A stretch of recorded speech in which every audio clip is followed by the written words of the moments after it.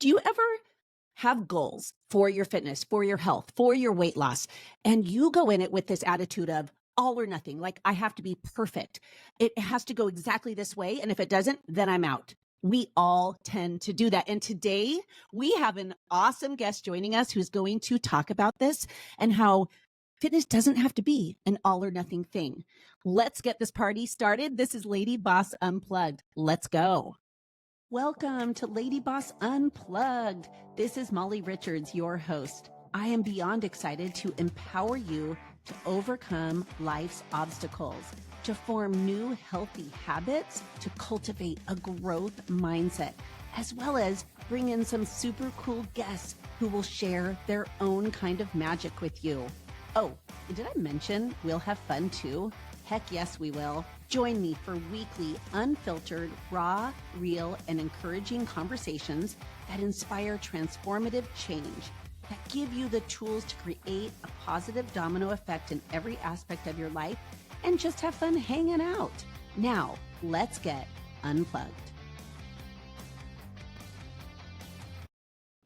Okay, this is Molly Richards, your podcast host of LadyBoss Unplugged. And can you tell I'm a little bit giddy today? Because check it out. We have the most amazing guest, our first guest. And woo, if you're watching this on YouTube, we are dancing pretty much. We're raising the roof here. We're having a good old time. And so I'm going to give her an intro because you're probably waiting. You want to find out who it is. So it is Andi Veenker. And she is not only super beautiful inside and out, but she is our LadyBoss lead trainer. Hello, so cool. And she is a wife. She is a mom of 3 babies. What? Not just 1, not just 2, 3. Yo, that is a lot. I always say like anyone who has more than 2 is like a total superhero. So Andi is also a podcaster.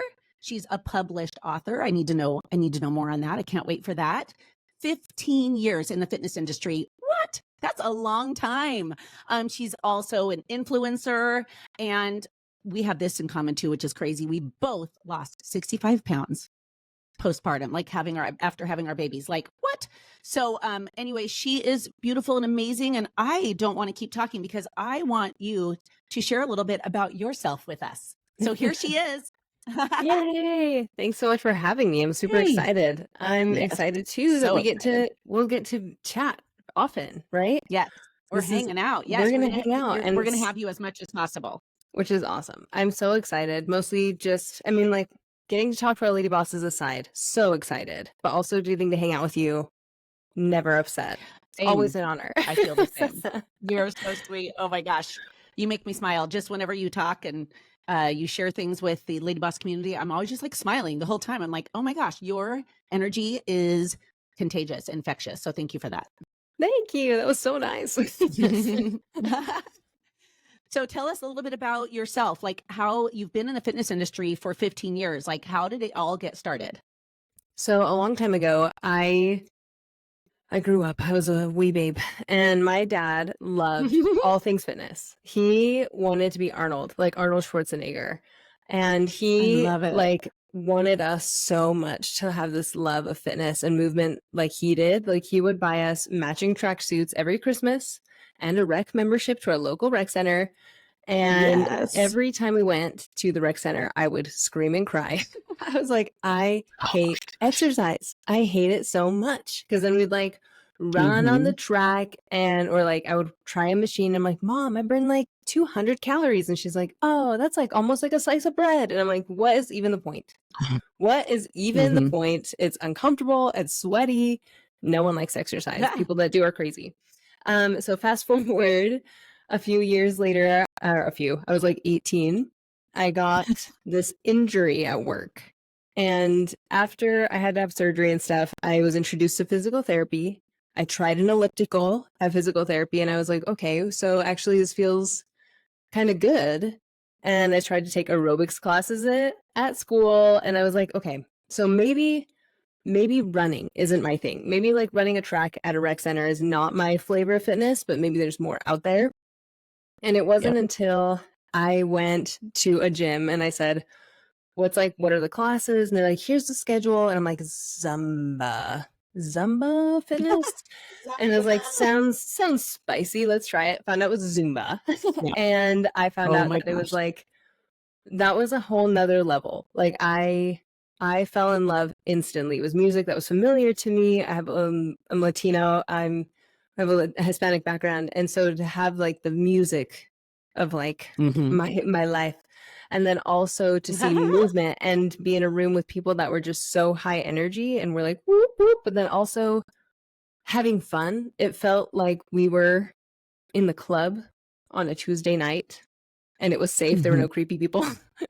I'm like, this is Oh my gosh. something that I want. Like, this is the energy that I didn't know I needed.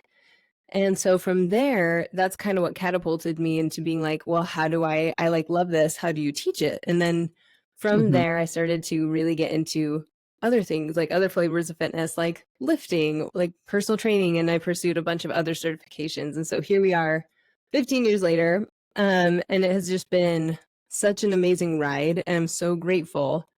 I always tell, or like anytime I talk to people, and like you might relate, because I don't know if y'all knew listening that Molly was also a fitness instructor, but like it's something you don't plan on, right? It's not a career that you're like, when I grow up, I'm going to be into fitness. It's like, it kind of just finds you. And everyone that I've ever met has related to that. It's like, was not in the plan. It just found them. But I'm so grateful because of not only the physical benefits that I've gained, but like the emotional and the community and all of it that fitness has brought into my world. It has just been the best path that I didn't know I needed to find. And so it's such a ride, and it's been awesome too, to be able to have kids in like throughout that process and get to have my own experiences with, postpartum body or mental health, like anxiety, depression, and also being able to learn how to empathize with other women as well as include my family in fitness. And so it has just been amazing how it all has come together, like such a full circle thing. And I don't plan on quitting anytime soon. I love it. And how amazing that, your dad taking you to the rec center like would lead to this, and then you going to that class, and you know what I mean? And it's funny. Yes, I was a fitness instructor before, and I don't know, I've been retired for like 5 years. But I also went into a class not knowing that I would be an instructor too. But there's this moment where you're like, oh my gosh, I could do this. I could influence other people to make positive changes and do this raising kids, like, and get paid to work out. Yes. Although I did the math after a couple of years and I was like, I don't really make any money because I'm buying so many shoes. I'm paying a lot of money outfits. too. I pay a lot of money for this job. Yes. So true. But don't you think in the end, you're a better mom because of all of that too? You're happy, you're energetic, you're doing something for yourself, you're healthy. And then all of a sudden you're like, oh my gosh, it's like a win-win for everybody. Yeah. And I think it also I would like to take your Zumba class. Oh my gosh, we'll have to do a Zumba together. I need to try all your classes, all your Turbo Kit classes. It's just that, oh my God. It's like such a fulfillment thing. You know what I mean? Like I get so much fulfillment being at home with my kids. It makes me so happy. But like having this other layer of fulfillment outside of the home, that you get to see people change and fall in love with fitness. It's like, it's just so beautiful. Or you see someone that's like, I added a 5-pound plate to my barbell, and you're like, you're so strong. And it's like, just, there's nothing like it. There's nothing like, like I love people that get to be in the fitness or beauty industry, because it's like, that's their job, is to just help people realize how beautiful and how strong they are. Like, what an amazing job. For anyone listening, if you've ever wanted to be a fitness instructor, it is the best job. Like you said, you make no money, but you make a whole lot of... You make no money. A whole lot of love. Good karma vibes. It's the best. And now you get to help, so many people in the LadyBoss community. Just, you're leading us, you're showing us what is possible in us, and showing us your journey, which it totally is inspiring, and showing what works for you and how far you've come in your journey. It's just like really, really cool. I love when I get to see like real life, like, this is real. You are so real. And you help so many of us believe in ourselves again, or all over again.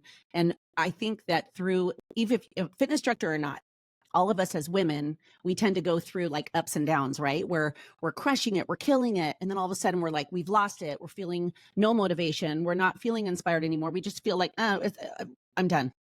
And so what do you know what, with this topic of how fitness doesn't have to be an all or nothing thing, have you seen this? Have you experienced this in your life, seen other women go through this?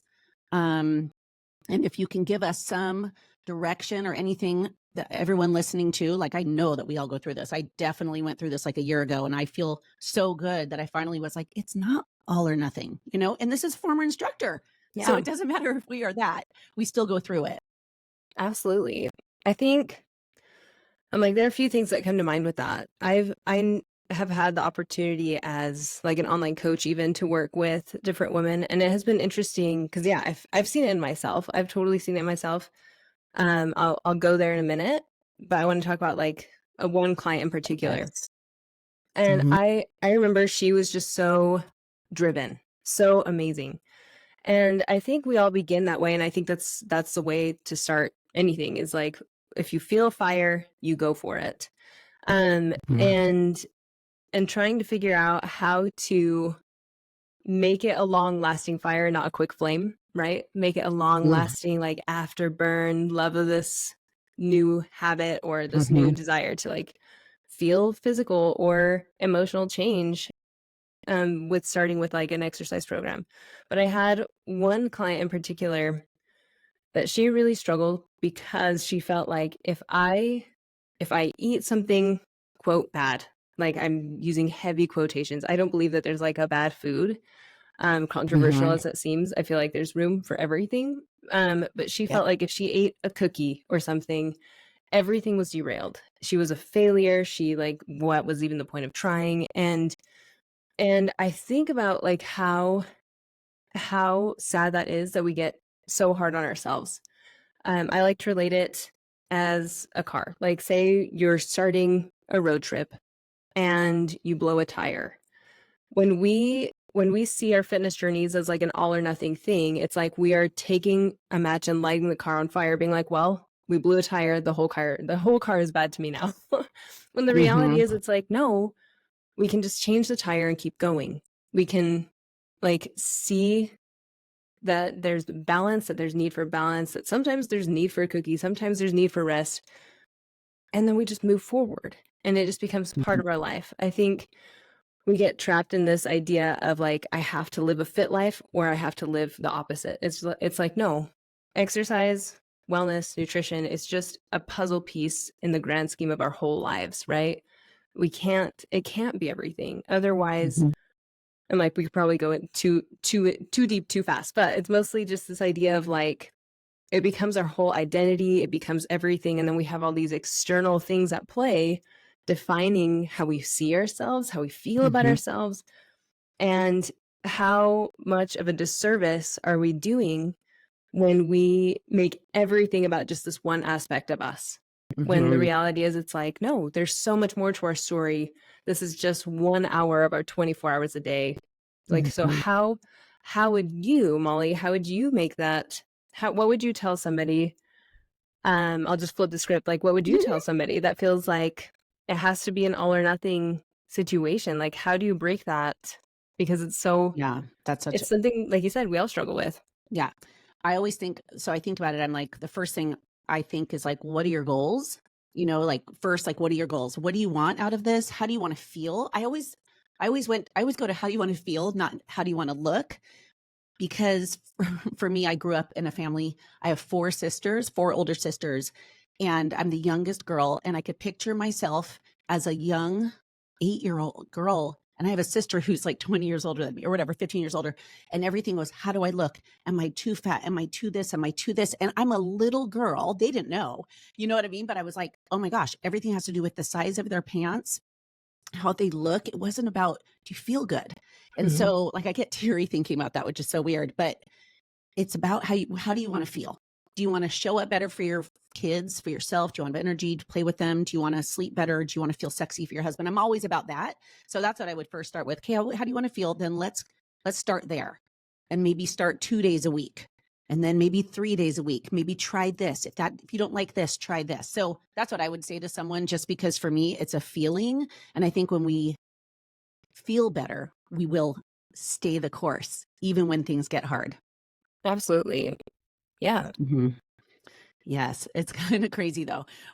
I'm sure we all have our own stories of like our childhood, things we heard, things we now think are true. And it's like sometimes we have to change our mindset. And so that's like what a lot of this podcast is about. And I know that you, being in the fitness industry for so long, being a woman, being a mom who's had children, like, it's like we all have different things that we go through. So it's just so wild. But I love that you said long lasting fire, not a quick fix. I think that so many times we want that quick fix. And if we don't lose the weight quick, if we don't feel the changes, if we don't see the size on our clothes changing, like then we're like, oh, it must not work for me. I'm out. So what would you say to someone who's like, I want quick results, or I'm not doing it?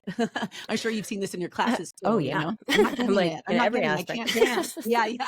I felt Yeah. it. I've seen it with and even just neighbors that will just talk about it. Have you ever noticed that like when you know anything about fitness, people are like, okay, tell me how to get skinny fast. And you're Yes. like, Yes. I don't know. Like I'm working on it. Yeah. I don't know. I think something that I love, I'm a firm believer in therapists. Shout out to my therapist. She's amazing. Yes. Or in therapy, sorry. Yeah. Yes. She always asks me, how are you defining success? And like that is something that I've had to keep. I always try and keep in the forefront of my mind. Like, what is my definition of success in this situation? Because I think, like me, I'm a recovering perfectionist. I am somebody that really cares. Like, I really care about doing my best, and what my best looks like is probably way more intense than anyone. Not I think what I so for myself is a lot more hardcore than anyone else would ever expect of me, right? My personal best is not normal. I'm like, I'm so extra. And in some cases I think that's a really good thing. In some cases I need to learn how to I've been trying to practice self-compassion. Saying, what does success look like for me here? And this can come through in anything. So if my definition of success is I want to be skinny first, what does that mean? What does that look like for me personally compared to somebody else? It's so individual and it's so vague. Or is success, instead of being so vague and so, what's the word? Subjective. Yeah. What else could I focus on? Did I move my body today? And can I call that successful? Yes. Did I get out of bed today? Did I get ready today? Did I find gratitude in something in myself today? Right. And trying to make that the definition, instead of saying like something so far away and something so hard to define. And so that has been such a game changer for me personally. And also being able to like have that question when people are asking, like, what can I do? Where do I start? It's like, well, what does success look like for you right now? Does it look like, let's get a gym membership? Let's buy a new pair of shoes to try on today? Like, what does it feel like for you right here today in this moment? And then we'll go from there. And I think that can also help remove a lot of pressure, because then it helps us kind of step back and say, okay, maybe I am a lot harder on myself than anyone else would be. And how can I approach this in a way that is focused on longevity and focused on self-compassion? And those things will get us toward, or like will help us work toward our fitness or any goal, really. And self-improvement more than anything, I think. I love that. Oh my gosh. I was like taking notes, and then I was like, I gotta listen. But I think that is so true. And I think like celebrating, I even did this yesterday with myself, that you're saying this, and I'm like, oh my gosh, it's like celebrating all the wins. We want this big, huge win. Like, I don't know why my brain just went to like a basketball game. We don't see the final score. We see all the points along the way, right? Or any sort of sport. But I was thinking this yesterday. I bought a new Hydro Flask. And I was like, okay, we talk about like the sip rule throughout the day with LadyBoss. And yesterday I was like, okay, I have this new great Hydro Flask. I need to drink more water. Like I know it. But it was funny because I was going to bed. I was like, yes, look at me. I drink like 2 or 3 of those. Like I couldn't remember. I was just drinking all day, but I was like celebrating water. But also like we need to celebrate that. That's a win, right? Yeah. And that is part of fitness. Fitness isn't just Jane Fonda. Well, people are probably too young. Although we love maybe, her. but anyway, I love Jane Our Fonda. queen. Yeah. But it's not just about like the workout. Fitness is so much more. And I, it's like having even like a fit mind, knowing, you know what I mean? And so, and I love what you just said. So many good things. Oh, you said self-compassion and perfectionism. And whenever I hear the word like perfectionism and all that, I start to think of how social media messes with so much of our heads when we're doing this, our fitness journey. We see everyone's highlight reel. We see the after, we see the fixed photos, the filtered photos and everyone's good stuff. It's like everyone has a story. And so we just need to own our story, right? And say, this is where I am. This is where I want to go. What's it going to take? And I should celebrate along the way. What do you think of that? Like I myself can scroll and go, I'm not this enough. I'm not this enough. Why, and then whatever. I just start to go down like a rabbit hole. And so I just don't think that's very healthy. So what do you say about that? To kind of backtrack for 2 seconds, you were saying that like the brain is such an important part of our fitness journey. I heard a quote literally this morning watching that like Dallas Cowboys show on Netflix right now. Oh, I need to watch it. It's so good. But it's very eye-opening. Okay. But they bring on this football. I'm like, clearly I know nothing about football, but apparently he was a big deal and took the Cowboys to the Super Bowl a few times. But he said the most important muscle to work is the one between our ears. And I said, oh, I love that so much. Yeah. It's the most underrated tool for success in any aspect of life is like our mindset of how we're looking at things. Oh, and what was the other? What was the question you just asked? Just kind of about like social media Oh, and the social idea media. that we should be perfect. And if we aren't, then kind of like, what's the point? Or should I quit? Or why is it worth it? Am I good enough? We start to go down those negative things. It's like, oh my gosh, Yeah. And I think that kind of goes back to like our definition of success, and then also trying to ground ourselves in those things that we are doing well. And social media is such an interesting world. And it is interesting that I think as human beings, we have this internal need for connection and belonging. And a lot of us seek that through social media, which social media is a powerful tool for connection. We love it. I think it's trying to remember that it's not, like you said, it's not the whole story where you don't see the whole game. You see the highlight. I love that analogy that you shared. And even though there are like these really inspiring people that are like, don't compare your page 1 to someone else's page 300. It's like, that doesn't resonate when I'm seeing a picture that's showing me something different. Yeah. And so I think trying to set like really good boundaries for ourselves around social media and is really important. And trying really hard to I think I try really hard for myself to catch myself in those moments of wanting. When I am in a place that I'm like, they are so much prettier than me, or they have so much stuff that I wish I had, especially now, like everyone's like an Amazon influencer and look at all the amazing things that they have. And like, they want me to buy. And I'm like, am I as not as, am I inferior because I don't have like all these cute things? When I catch myself in these feelings of, I don't feel enough, I don't have enough, and these wanting, I want more, especially when it's like more material stuff, I always have to kind of step back and say like, okay, where is this coming from? Yeah.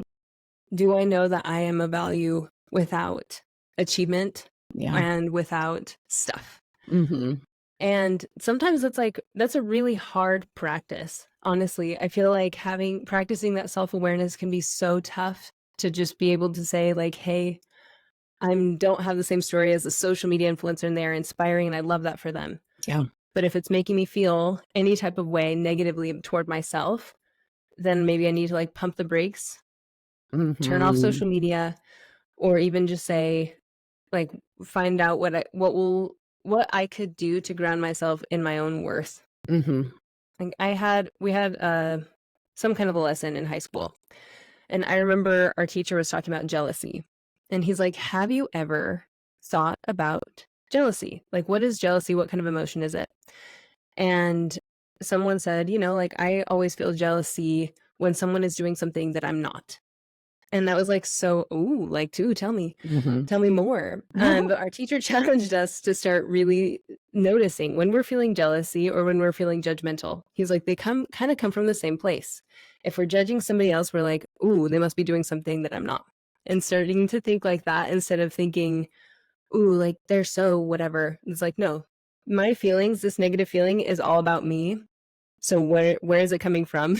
Yeah. And so that was like such an eye-opening thing. So anytime I feel that like jealousy or that judgment, whether it's toward myself or anyone around me, that's the first place I think of is what are they doing that I'm not? And why is it making me feel some type of way? Or am I doing well enough and I'm just not noticing it myself? That was a very long answer. No, I love that so much. Oh my gosh. Okay. I can't wait to listen to this back. Oh my gosh.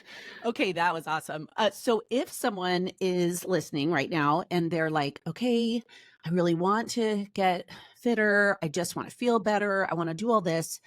What do you recommend for them to just like get the overwhelm out and just be like, again, it doesn't have to be all or nothing, like fit or not. It's like, how can I just like make fitness like just, something I do, on a Yeah. regular basis? I think picking a first step. I love New Year's.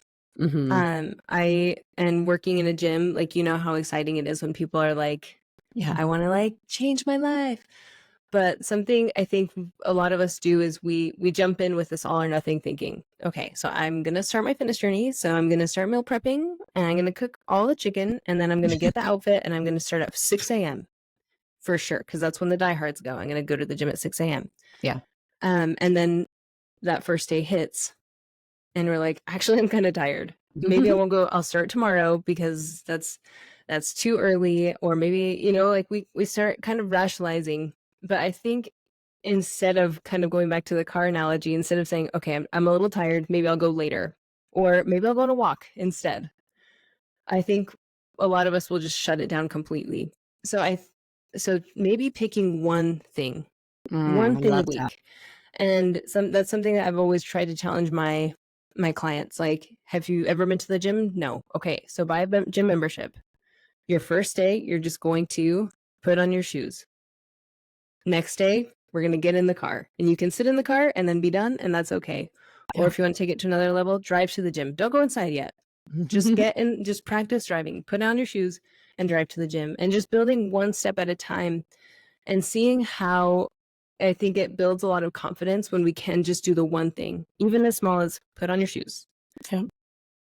Like I think it can establish that confidence and then one thing leads to the next and we can build on those habits. But when we try and do it all, quote, perfectly all at once, it's really easy to feel defeated. Yeah. And so whatever that looks like, if you're more interested in food, go to the grocery store and buy only enough food for one recipe and try it. And if you like it, great, you did it. And then if you want it again, do the same thing. But just taking one step at a time until you're learning these habits and figuring out what works for you personally, because what works for me might not work for anyone else and vice versa.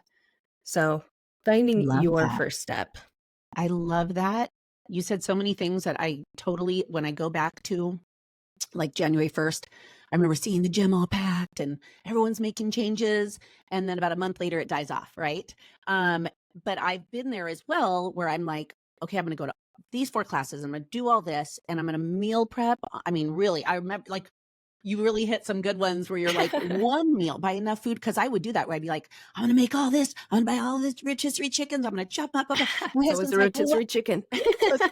But my husband would be like, well, what are we eating? And I mean, to be honest with you, I don't love meal prep. I like food prep. And then I put together the meals. So, but I remember doing that and I was like, I don't want any more sweet potatoes. So, but one change I think is really good. And that change could be, like you said, like putting on your shoes. That's a win. Like, I think that we need to just recognize that, right? Like, that's such a good, that was very powerful. And I know it sounds simple, but it is. It's like, you did that. Good for you. You walked in the gym. You walked on the treadmill, you whatever. And I love that. I love that you said one step at a time. I know that so many times we just see the whole staircase, if we're going to that quote, and we say, that's far, that's hard. But it's like each change you make, we should celebrate. And then you just build on that. I love that. I love that. Oh my gosh. Okay. You're teaching so many good stuff. You're so sweet. I can't even talk. But I love that so much. And I know this is going to encourage so many people to just go make the change, and practicing that self-compassion, I think, is so, so important.